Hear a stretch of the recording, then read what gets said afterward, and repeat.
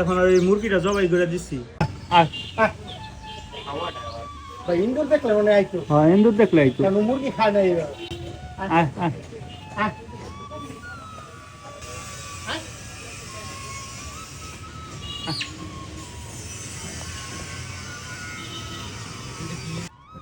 আমাদের কাছ থেকে এই গোলটা ছুটে যাওয়ার পর অনেক ঘোরাঘুরি করলো, কিন্তু আমরা অনেক চেষ্টার পরেও ধরতে পারলাম না।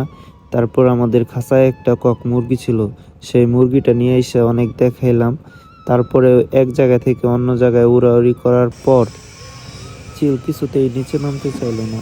তারপর একটা বুদ্ধি বের করে চিলের সামনে আর কি মুরগিটা একটু উপর দিকে ঢেল দিলাম।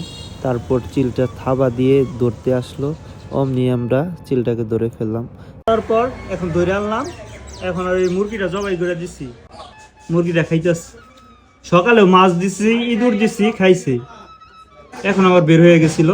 তারপর আবার মুরগিটা দেখে ধরলাম, আর এখন ও মুরগি খাইতেছে।